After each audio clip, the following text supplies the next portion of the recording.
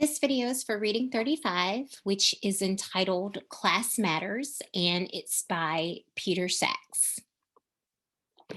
So, before we even get into the reading, this is a reading that's best understood if I provide at the outset some additional information about class and education and how it relates to the conflict theory of education.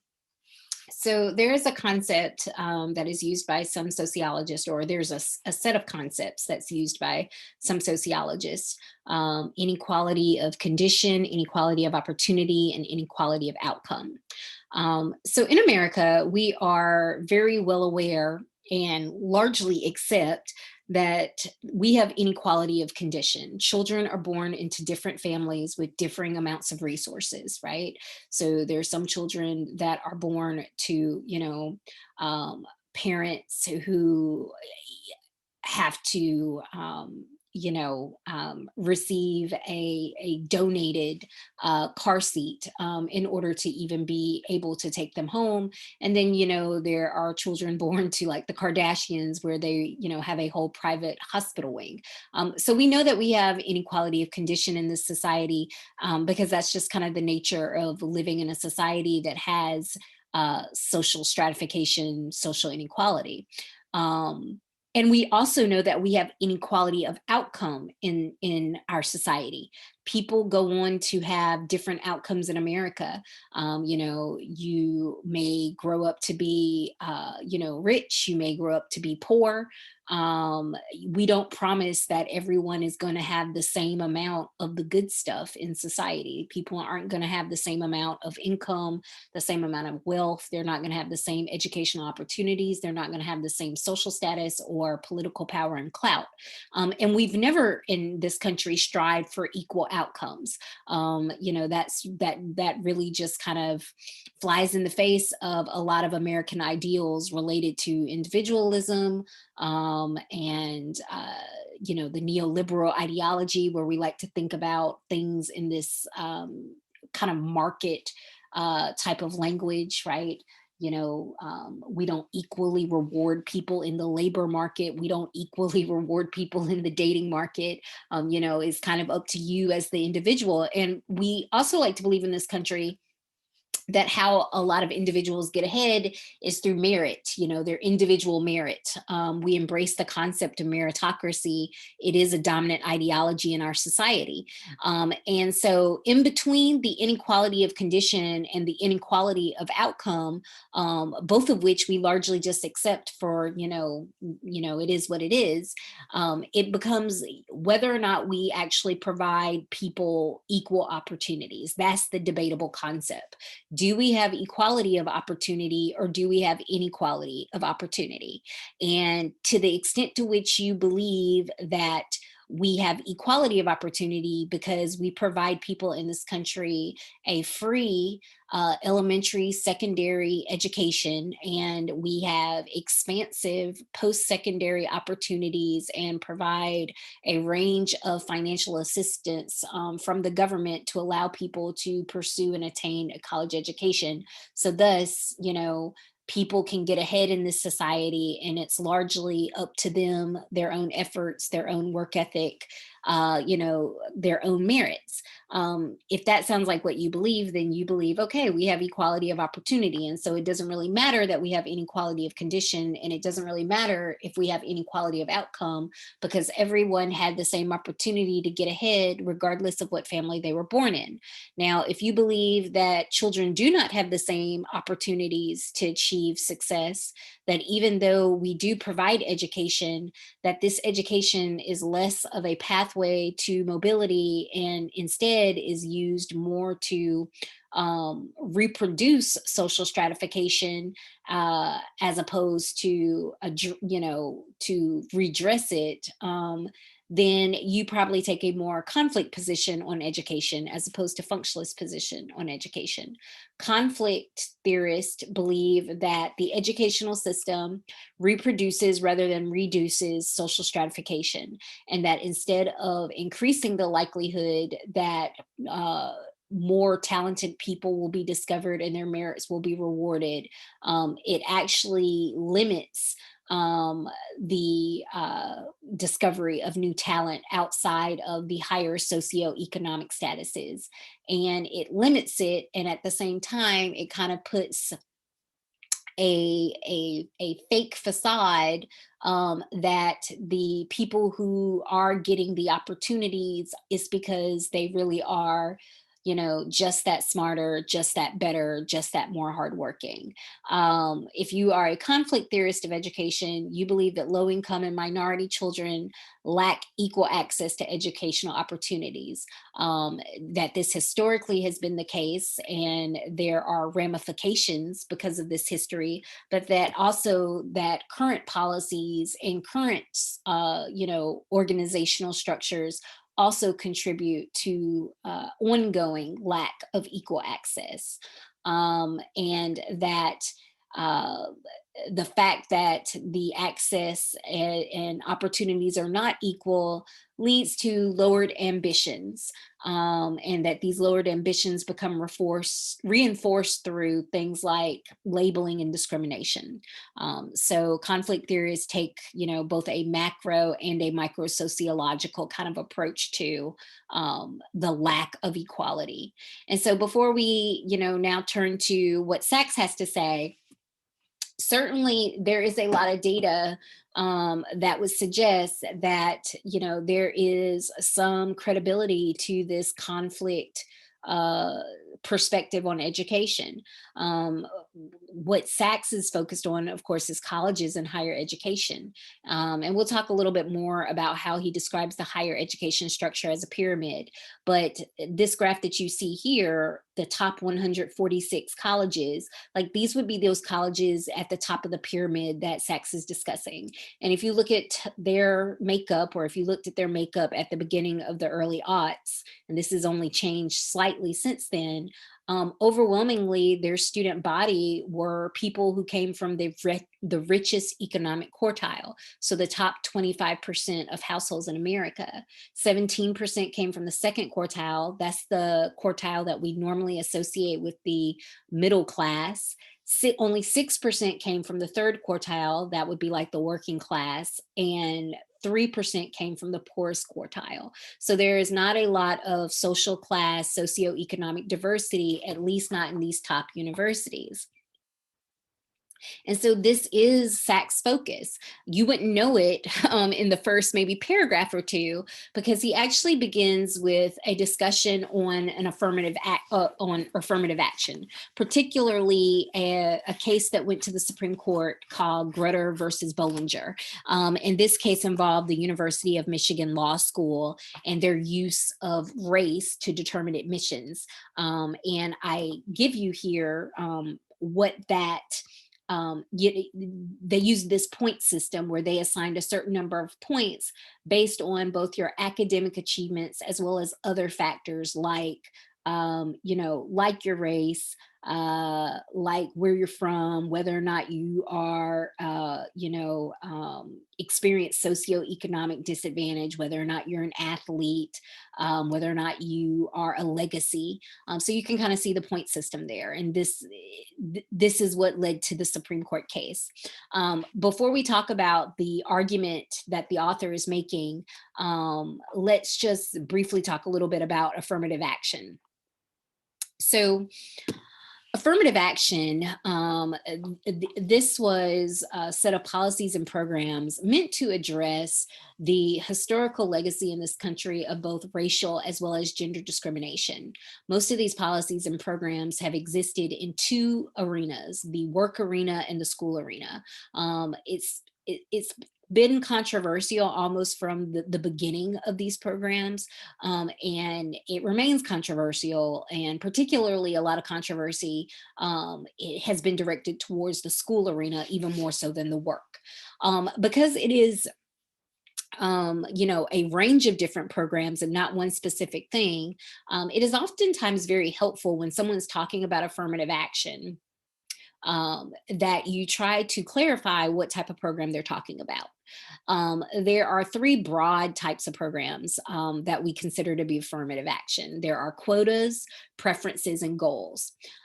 Quotas is when you set aside a specific hard number of spots, positions for a member of an underrepresented group. And while they had to be qualified to be eligible for those positions, they did not necessarily have to be the most qualified. And oftentimes this is the type of affirmative action that people still think of when you say affirmative action. Although it's worth noting that for a lot of us, unless you were alive and in the and heading to college or going out on the labor market in the 1970s, for most of us, we've never even lived in a time period where quotas existed, because quotas were the first type of affirmative action program to be successfully like shut down at the federal level in a Supreme Court case entitled Bach versus the University of California at Davis in 1978. And this was a case that came out of medical school admissions, but it was used to pretty much deem quotas unconstitutional. So the type of affirmative action programs that most people, whether they realize it or not, the type of affirmative action programs that have existed in a lot of people's lifetimes are preferences and goals. Preferences basically states that when you have a candidate, whether for a job or admissions, and they meet the minimum requirements for criteria in terms of being qualified, if they are a member of an underrepresented group, that they should receive the job or position over a person who is not a member of an underrepresented group, even if that person is perhaps more qualified. So everyone's meeting a minimum level of qualification. So, this isn't about being unqualified, but it becomes a debate around whether or not it is fair in regards to if a person is more or less qualified. And goals is even more subjective, because it doesn't even have like stated policies and stated percentages. It usually represents an institution or organization's goal to increase their gender or race or socioeconomic diversity, but there are no necessary like hard numbers in place, or sometimes not even necessarily even any real targeted policies or programs to make that happen.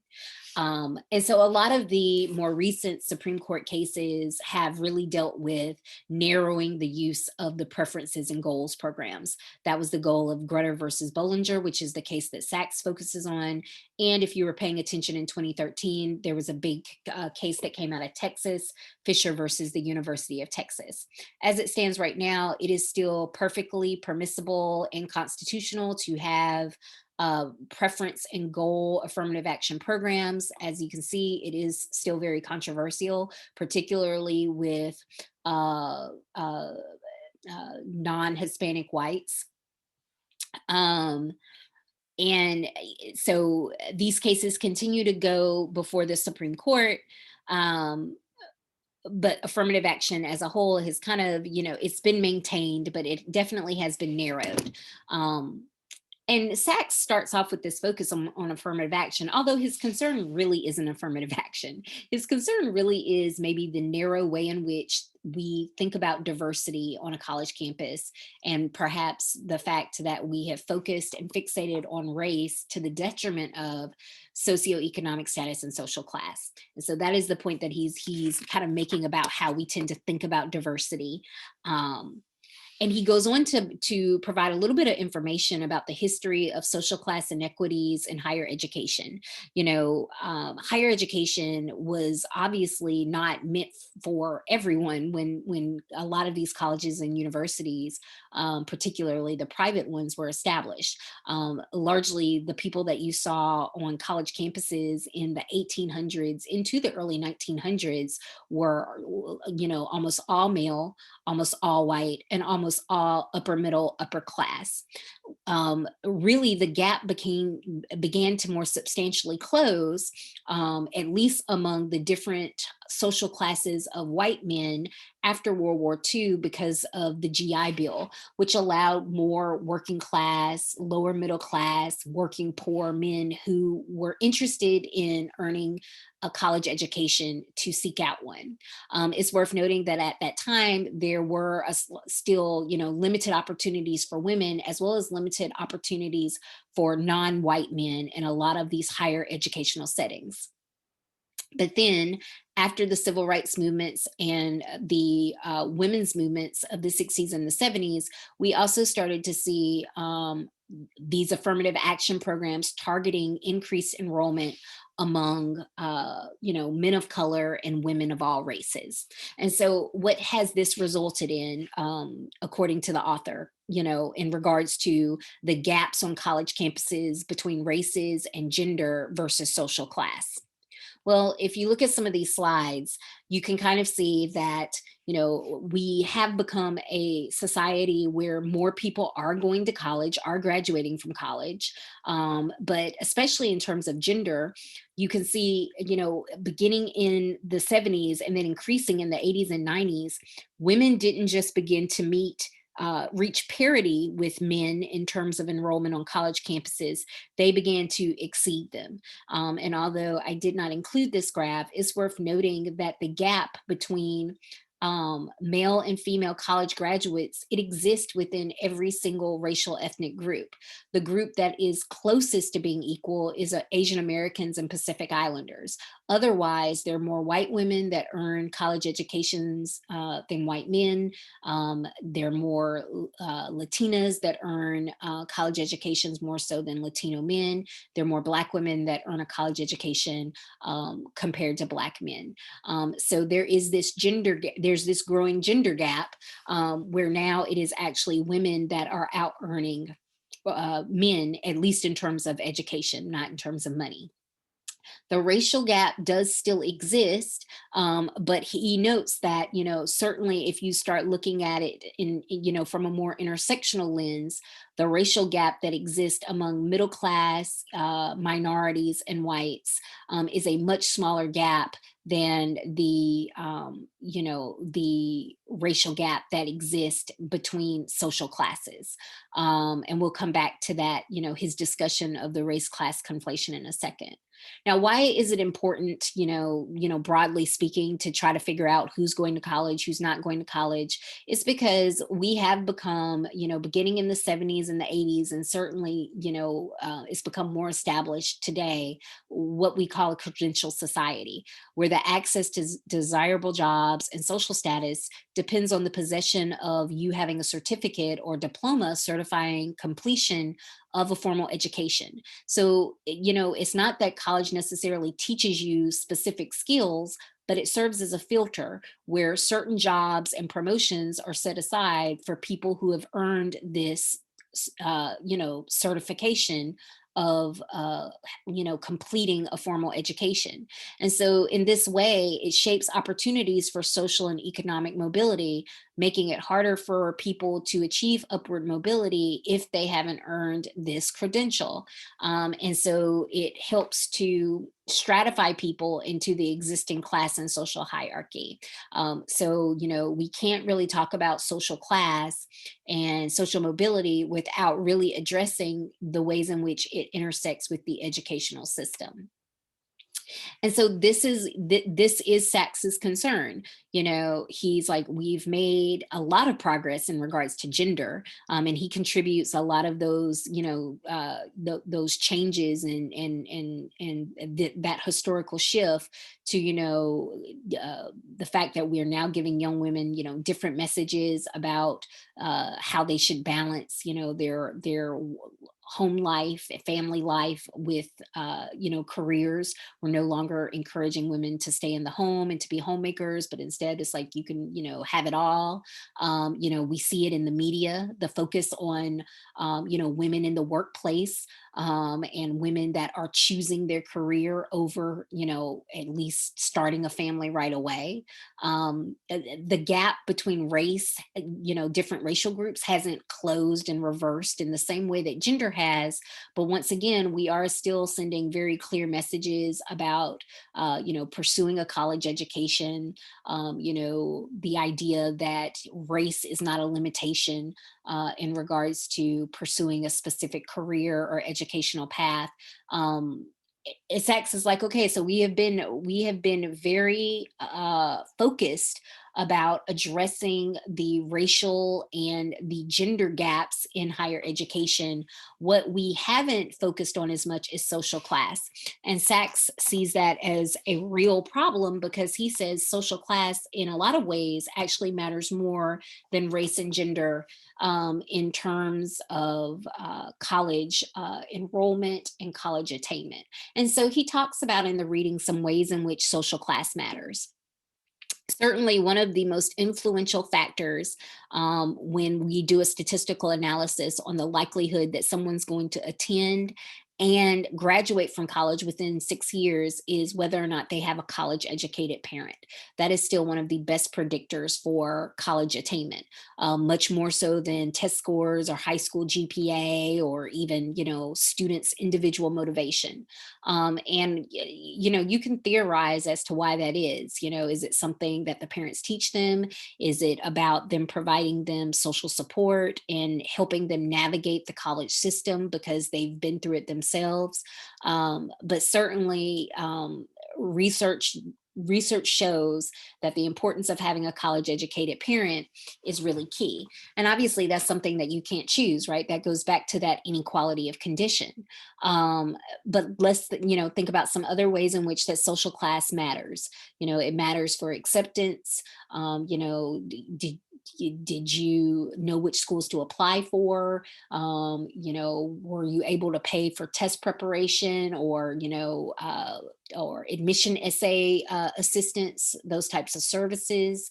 Did you have to limit the number of schools you applied to because of cost? If you weren't eligible for some type of admissions fee waiver. So social class can factor into, who even applies and who's accepted. Then, of course, it can factor into enrollment. You could just think of all the ways in which, if you come from a lower SES background, maybe it's more important that you get a job. Maybe your family is counting on you to make economic financial contributions to the family, and you can't be a student, or you can't be a full-time student, or you can't go away for school. All of those things would impact enrollment. And then, of course, attainment. So let's say you are accepted, and let's say that you do enroll. We also know that there is a difference in attainment rates based on social class, which Sachs talks about a great deal. Do you have money semester to semester to pay for your books? If you experience some type of financial issue, um, does that impact your ability to stay enrolled? What happens if you can't uh, afford to participate in opportunities like internships or those types of activities that also play a key integral role to you having a fully fleshed out college experience? All of that can go into attainment. And so Sachs talks in great detail and gives you a lot of statistical evidence that social class matters for all of these. Now, he is careful to say it's not that he's saying that race doesn't matter, but once again, because of race class conflation and the number of African Americans who are working class or lower, he makes the point that a lot of that race gap that we see is driven by socioeconomic status.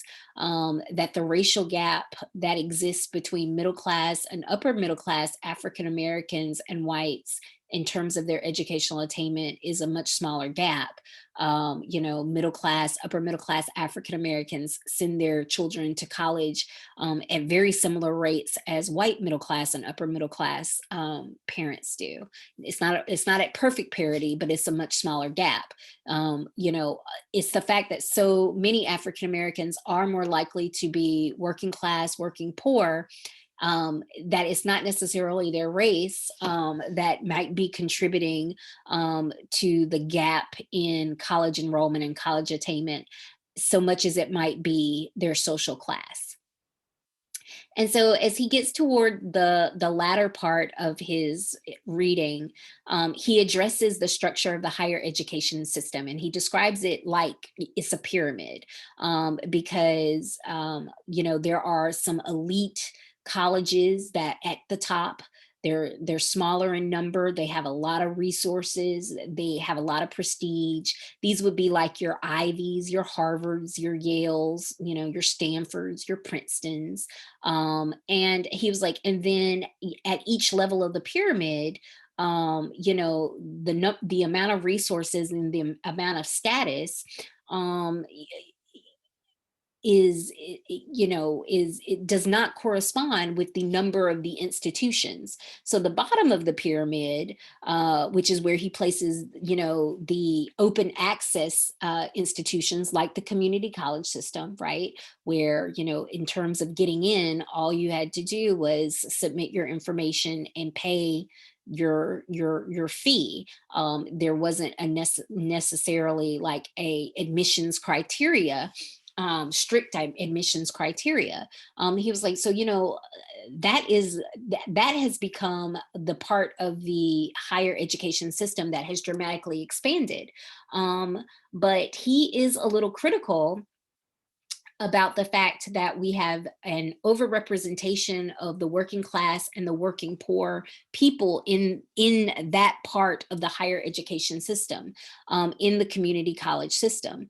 And he makes a very interesting comparison between the increasing opportunities, uh, for people from a lower SES background through those types of institutions, community colleges and for-profit colleges that pretty much don't have strict admissions criteria. And what he said was the democratization of high schools. So back when a high school diploma was less pervasive in society, having one meant more. Once again, it goes back to that concept of the credential society. When less people had high school diplomas, it was seen as a more significant credential, and jobs were set aside for people who had that type of credential. As we moved into the 80s and 90s, and almost everyone started getting a high school diploma, it became necessary to now seek out additional credentials, more education, which has pushed more people into college. And so what Sachs is saying is now with the growth of the community college system, and the number of people, the increased number of people earning, associate's degrees, they no longer have the same amount of labor market power as they had 30, 40 years ago when less people earned them. And so I have a slide just on community college attainment. And so on one hand, the fact that college readiness has increased for both rich and poor kids, as well as accessibility, even if the reason why that accessibility has increased, as Sachs notes, has a lot more to do with the institutions at the bottom of the pyramid as opposed to the top. Accessibility is still a good thing, but there is still an enrollment gap. And the fact that, as Sachs notes, a lot of poorer kids are more likely to enter the community college, that isn't necessarily problematic, but it can be. And it has a lot to do with the fact that although a lot of people who enroll in community colleges have the intention of earning their associate and or transferring into a four-year institution, the number of people who then actually go on to transfer or go on to earn that associate degree isn't as many as you would think. It certainly isn't as many who indicated that that was their plan.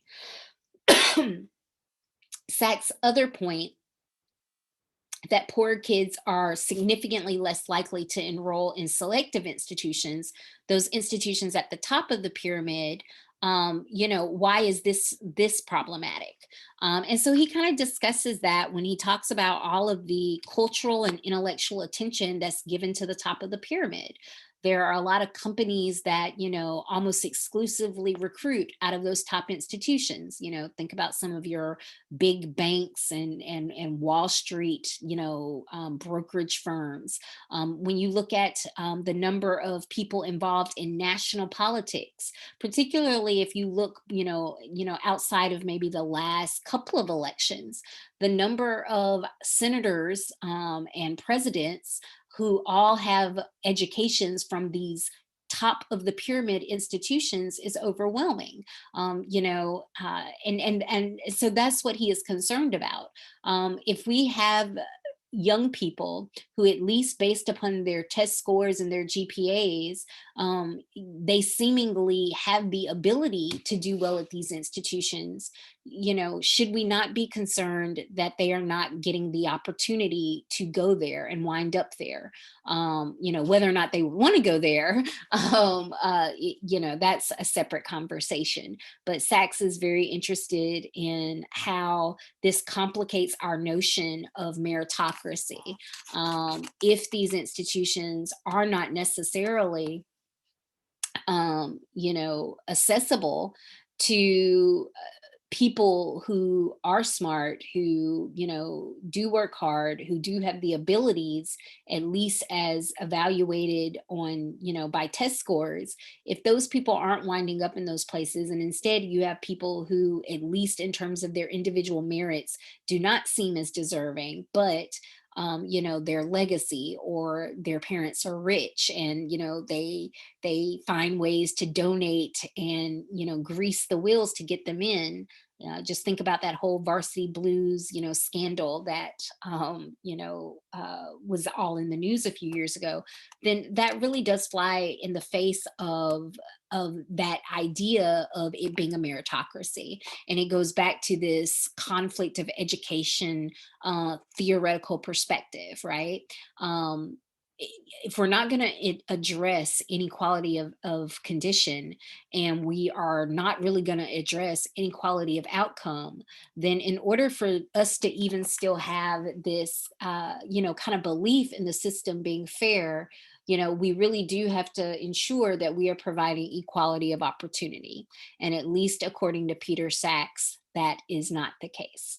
So the questions I encourage you to consider based on this reading: if social class matters more in terms of higher education attainment, why do you think it has been less of a focus in this country?